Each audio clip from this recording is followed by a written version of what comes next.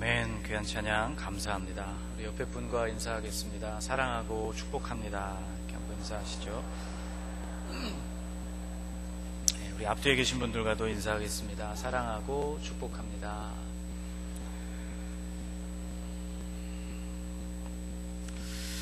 여러분 7월 벌써 중반으로 달려가고 있습니다. 새해가 시작된 것이 얼마 전의 일인데 벌써 본격적인 여름에 들어서 있습니다.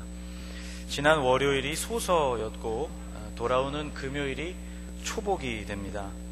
많은 사람들이 쉼과 또 휴가를 기다리는 그런 계절도 돌아왔습니다. 1년의 중간쯤 되는 이 계절에 도착하면 우리는 지쳐 있는 것 같습니다. 아마 더위 때문만은 아닌 것 같은데 이때쯤 우리는 목표를 잃어버리기가 쉬운 것 같고 이때쯤 되면 에너지가 다 소진된 것 같습니다. 아마 그래서 휴가를 떠나는 것도 같습니다. 말씀에 앞서 여러분에게 오늘 4가지 항목을 좀 제시해 드리려고 합니다. 여러분 이 4가지 중에서 여러분 속으로 한번 대답을 해보시기 바랍니다. 이 4가지 중에 몇 가지나 나의 이야기인가? 첫째는요, 나는 요즘 지쳐있다. 여기저기서 웃음이 터져 나오네요. 많으신 것 같습니다. 두 번째, 나는 요즘 새로운 아이디어가 필요하다. 세 번째는요, 나는 요즘 어떤 것도 기쁘지가 않고 다 지겹게 느껴진다. 네 번째, 놓치면 안 되는 것을 자꾸만 놓치고 있다. 여러분 이 중에서 몇 가지나 여러분의 이야기입니까? 1부 때는 손을 들어보라고 제가 그렇게 질문을 했는데 그렇게까지 묻고 싶지는 않겠습니다. 1부 때 4가지 다 해당되시는 분 손 들어보세요 그랬더니 어떤 분이 이렇게 손을 이렇게 드시더라고요. 아마 4가지 다 해당되는 것이 조금 어렵게 생각되셨나 봅니다. 여러분 놀랍게도 이 내용들은요, 제가 만든 내용이 아니고 오늘 본문인 시편 19편이 우리에게 질문하고 있는 내용입니다. 그러므로 여러분 이 4가지 중에 하나라도 여러분이 해당된다면 오늘 말씀에 여러분 귀를 기울여 보시기를 바랍니다. 7절과 8절 말씀을 제가 한번 읽어드리겠습니다. 여호와의 율법은 완전하여 영혼을 소성시키며 여호와의 증거는 확실하여 우둔한 자를 지혜롭게 하며 여호와의 교훈은 정직하여 마음을 기쁘게 하고 여호와의 계명은 순결하여 눈을 밝게 하시도다. 새번역 성경으로 같은 말씀을 한 번 더 여러분에게 읽어드리겠습니다. 같이 한번 천천히 읽어볼까요? 주님의 교훈은 완전하여서 사람에게 생기를 북돋우어 주고 주님의 증거는 참되어서 어리석은 자를 깨우쳐 준다. 주님의 교훈은 정직하여서 마음에 기쁨을 안겨주고 주님의 계명은 순수하여서 사람의 눈을 밝혀준다. 자, 여러분 이제 앞서 생각했던 이 4가지 내용들을 하나씩 다시 생각해 보겠습니다. 여러분 요즘 지쳐 계십니까? 여러분 무엇이 우리를 다시 활기 있게 만들고 다시 우리를 생기 있게 만들어 줄까요? 휴가일까요? 많은 사람들이 아마 그렇다고 대답을 하실지 모르겠습니다. 그런데 사실 휴가라는 것은 여러분 한번 잘 생각해 보십시오. 휴가라는 것은 사람을 활기 있고 생기 있게 만들어준다기보다는 사람을 더 지치게 만드는 것 같습니다. 여러분 한번 정직하게 여러분 자신에게 답변해 보십시오. 휴가를 마치고 출근했던 월요일 중에서 활기와 생기로 넘쳐났던 월요일이 몇 번이나 되십니까? 대개는 졸립고 온몸이 뻐근하고 일이 잘 손에 잡히지 않는 그러한 월요일을 보내시지 않았습니까? 2가지 생각이 끊임없이 여러분의 머릿속을 괴롭혔을 것입니다. 첫째, 휴가가 끝났구나 하는 생각이고, 2번째는 다음 휴가 때까지 1년을 기다려야 되는구나, 그런 생각이 한없이 밀려오면서 아마 그 월요일이 상당히 부담스럽고 힘든 월요일이었을 것이다, 그렇게 생각을 합니다. 그렇다면 여러분 오늘 말씀에 여러분 귀를 기울이셔야 합니다. 무엇이 우리를 다시 활기 있게 만들어주고 우리의 삶에 생기를 불어넣어 주는가? 오늘 하나님의 말씀이 우리에게 이렇게 증거합니다. 여호와의 율법은 완전하여 영혼을 소성시키며. 주님의 교훈은 완전하여서 사람에게 생기를 북돋워 주고. 저를 한번 따라해 보실까요? 주님의 교훈은 완전하여서 사람에게 생기를 북돋워 주고. 아멘. 여러분, 하나님의 생명의 말씀이 여러분의 영혼을 소성시키고 여러분에게 생기와 활력을 불어넣어 준다는 말씀입니다. 여러분, 이 말씀을 실감하는 여러분들이 되시기를 축복합니다. 여러분, 새로운 아이디어가 필요하신 분 계시죠? 새로운 아이디어에 대해서 끝없이 압박을 받고 있는 분들이 오늘 예배에 참석하신 분 중에서 아마 많을 것이라고 생각합니다. 그런 분들 한번 엄지발가락을 살짝 들어보십시오. 여러분, 경험해보지 않은 사람들은요, 이런 종류의 심리적인 부담이 얼마나 큰 것인지, 그것이 얼마나 사람을 정말 피마르게 만드는지 경험해보지 않고는 절대로 모릅니다. 이런 것들을 고민하고 있는 사람들은요, 그 일에 대한 영감을 얻기 위해서는 무슨 일이라도 할 각오가 되어 있습니다. 그렇지 않습니까, 여러분? 여러분, 무엇이 우리에게 그렇다면 영감을 주는 것일까요? 무엇이 우리에게 아이디어를 떠오르게 만들고 우리의 생각을 새롭게 만들어 주는 것일까요? 오늘 시편 19편은 우리에게 이렇게 증거해 줍니다. 여호와의 증거는 확실하여 우둔한 자를 지혜롭게 하며. 저를 한번 따라해 보시죠. 주님의 증거는 참되어서 어리석은 자를 깨우쳐 준다. 아멘. 여러분, 하나님의 말씀은 우둔하고 어리석은 사람들을 깨우쳐서 지혜롭게 만들어 준다는 말씀입니다. 이것이 우리에게 새로운 아이디어와 새로운 생각을 불러일으키는 새로운 하나님의 말씀에 담겨있는 능력이라는 것이죠. 여러분, 요셉이라는 인물을 잘 아실 것입니다. 그는 하나님과 아주 친밀하게 소통했던 사람입니다. 바로가 그를 불러서 그에게 부탁한 것은 한 가지였습니다. 내가 꾼 꿈을 좀 해석해달라는 그런 부탁이었죠. 그런데 요셉은 그 바로의 꿈을 듣고 해석을 왕 앞에 보였을 뿐만 아니라 7년 동안 닥쳐올 대흉년, 그 기근 동안에 어떻게 이 위기를 극복할 수 있는지에 대한 아이디어를 내놓게 됩니다. 우리가 생각할 때는 7년 풍년 동안 곡식을 저장해서 7년 흉년을 먹이면 될 것이 아니냐, 무슨 초등학생이 대답하는 그러한 질문처럼 보여지지만 실은 이것은 말처럼 그렇게 쉬운 일이 아니었습니다. 곡식 창고를 짓고 사람들에게 일정한 세를 어떻게 받아들일 것이며 그것으로 어떻게 사람들에게 분배할 것인가 하는 문제는 한 국가의 모든 백성들을 먹여 살리는 결코 작은 일이 아니었다는 것이죠. 그 이야기를 바로가 듣고 그 모든 일에 대한 전권을 요셉에게 맡기게 됩니다. 바로 하나님이 주신 지혜로 말미암아서 이 위기를 극복했던 사람, 하나님과 친밀하게 소통했던 사람 요셉의 생애 가운데서 일어났던 일입니다. 여러분, 새로운 아이디어를 원하십니까? 우둔하고 어리석은 사람을 깨우쳐서 지혜롭게 해주시는 이 주님의 말씀을 가까이 하시는 계절이 되시기를 주님의 이름으로 축복합니다. 여러분, 어떤 것도 기쁘지가 않고 다 지겨우십니까? 이 항목을 아까 읽는데 여러 곳에 계신 분들이 피식 웃는 것을 제가 봤습니다. 여러분, 어떤 일도 우리에게 기쁘지 않고 다 그것들이 지겹고 허무하게 느껴질 때, 여러분, 무엇이 우리를 기쁘게 만들고 무엇이 우리를 유쾌하게 해 줍니까? 여러분, 요즘 웃는 일이 여러분 많이 있습니까? 제 삶을 돌아보니까 요즘에 웃을 일이 별로 없더라고요. 예전에 어르신들이 그런 말씀을 하셨는데 그때는 잘 이해가 안 됐는데 점점 그 말이 진리구나 그런 생각을 합니다. 무슨 말씀을 하시냐면 나이가 들면 들수록 웃는 일이 없어진다, 그런 말씀을 하시더라고요. 아이들은 참 잘 웃죠. 별거 아닌데 시답지 않은 일에도 깔깔거리면서 방바닥을 대굴거리면서 웃습니다. 이러한 웃음, 작은 일에도 즐거워하고 웃는 일이 점점점 없어지는 것, 그것이 어쩌면 우리가 늙어가고 있고 나이가 들어가고 있다는 증거인지 모르겠습니다. 여러분, 요즘 무엇이 여러분을 웃게 만들어 줍니까? 어떤 분들은 반려동물이라고 그렇게 대답을 하시더라고요.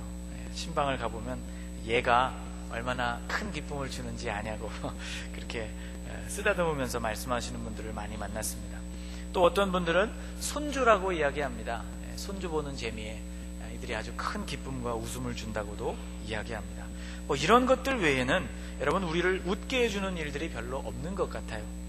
아마 TV에서 나오는 코미디 프로그램이 유일하지 않나 그런 생각을 해봅니다. 그런데 여러분, 이런 코미디 프로그램을 볼 때 여러분의 마음이 진실로 유쾌해지던가요? 아니죠. 끝나고 나면 그것처럼 허탈할 수가 없습니다. 어떤 종류의 웃음이든지 건강에 도움이 된다는 그런 학계의 발표를 본 적이 있습니다. 아마 우리는 웃어야 하기 때문에 이런 프로그램이라도 봐야 할지 모르겠습니다. TV를 안 본 지가 저가 굉장히 오래돼서 요즘은 이 개그 코너에서 무엇으로 사람들을 웃기는가 궁금한 생각이 들어서 어제 오후에 유튜브를 검색하면서 그 개그 코너 몇 개를 이렇게 봤습니다. 웃긴 것도 있었고 놀랍게도 전혀 웃기지 않은 것도 있더라고요. 그러면서 제가 생각했어요. 야, 내가 나이를 먹고 있구나. 그리고 몇 개를 그렇게 보고서 윈도우 창을 다 닫고 다시 말씀을 준비해야 하는 현실로 돌아오고 나니까 보았던 그 내용들이 참 허무하게 느껴지더군요. 여러분, 진정한 유쾌함, 오랫동안 지속되는 그런 기쁨을 원한다면 여러분 오늘 말씀에 귀를 기울이셔야 합니다. 오늘 말씀은 우리에게 이렇게 말씀해 줍니다. 여호와의 교훈은 정직하여 마음을 기쁘게 하고. 저를 한번 따라해 보시죠. 주님의 교훈은 정직하여서 마음에 기쁨을 안겨주고. 아멘. 여러분, 이 말씀은 그런데요, 조금 깊이 생각을 해보아야 합니다. 왜냐하면 기쁨과 정직이 상관이 있다, 그렇게 말씀해 주기 때문이죠. 여러분, 기쁨과 정직하다는 것이 도대체 무슨 상관이 있길래 정직함이 우리에게 기쁨을 주는 것일까? 앞서서 코미디 프로그램을 말씀드렸는데요, 이 코미디 프로그램이 왜 우리에게 진정한 기쁨을 줄 수 없는가를 생각해보면 이 답을 찾아볼 수가 있습니다. 왜냐하면 그것은 만들어낸 웃음이기 때문이죠. 오직 보는 사람으로 하여금 웃게 만들 의도로 만들었기 때문입니다. 보는 사람이 그것을 보면서 웃는 것, 그것이 곧 목적이에요. 그게 전부입니다. 그래서 웃고 나면 남는 게 없는 것이죠. 무엇을 남길 목적으로 만들어진 것이 아니기 때문에 그렇습니다. 그러므로 이런 웃음에는 정직함이나 진실함이 없다고 볼 수 있죠. 아니, 필요치가 않습니다. 왜냐하면 그냥 웃기면 되기 때문이죠. 그래서 이런 웃음은 우리에게 허무함을 남기는 웃음이요, 또 그런 기쁨인 것이죠.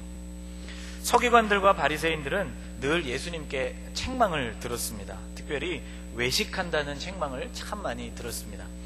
마태복음 23장 27절 말씀을 보면 예수님이 이렇게 말씀하세요. 화 있을진저 외식하는 서기관들과 바리새인들이여.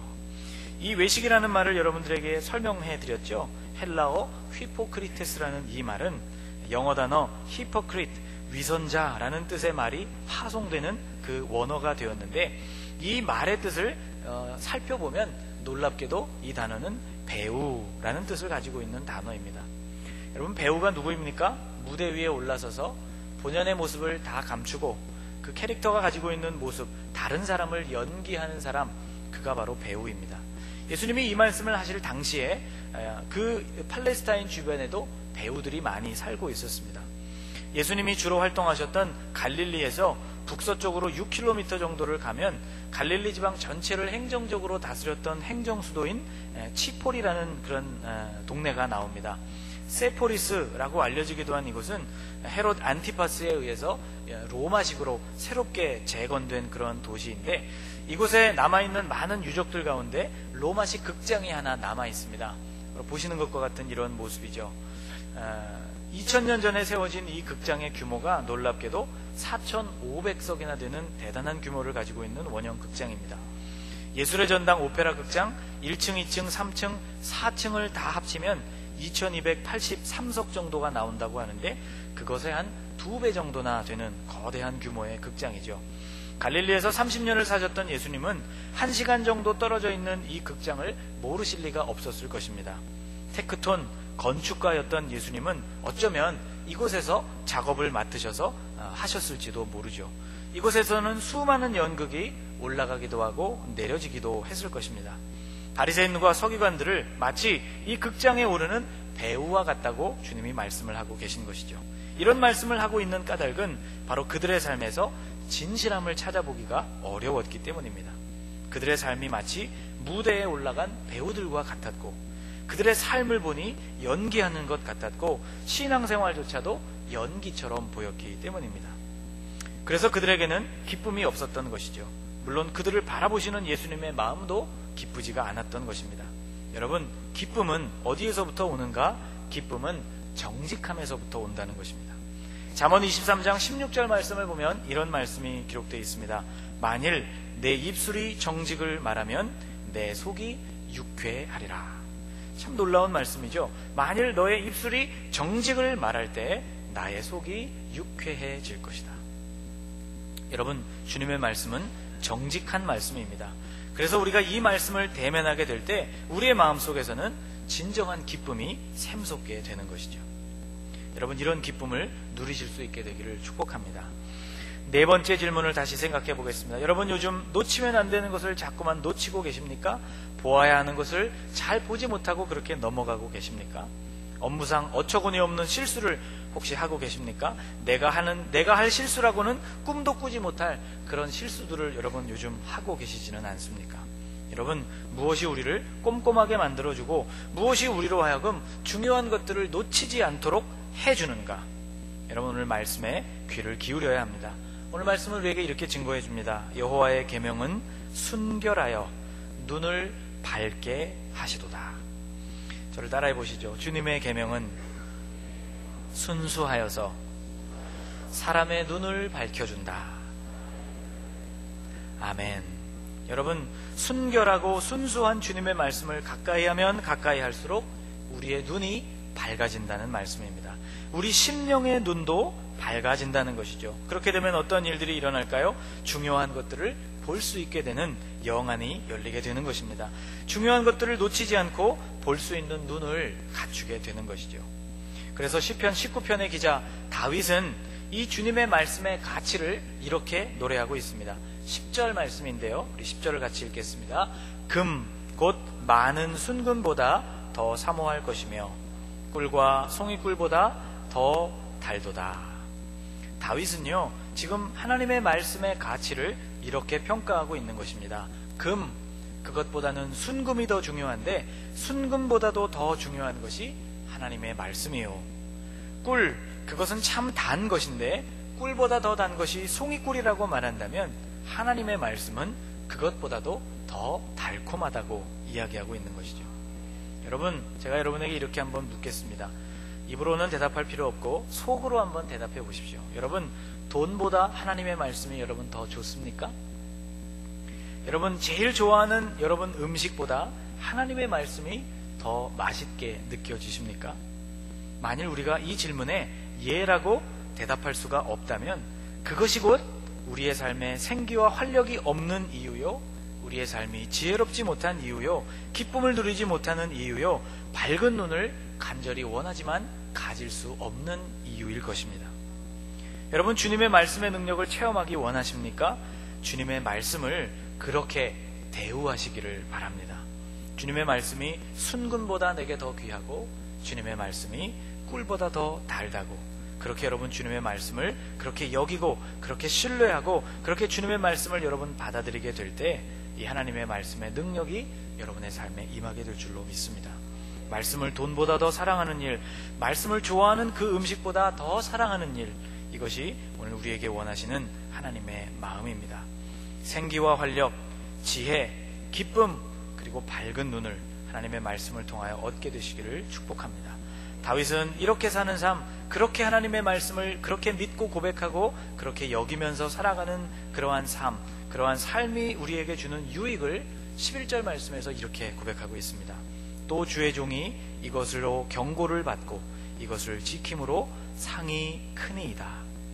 주의 말씀으로 경고를 받기도 하고 그 주의 말씀으로 상도 받게 된다는 말씀입니다. 사랑하는 여러분, 위기의 순간에 이 주님의 말씀이 여러분들에게 경고해 주시기를 간절히 축복하고 또 그것을 지켜가심으로 상도 받게 되시기를 축복합니다.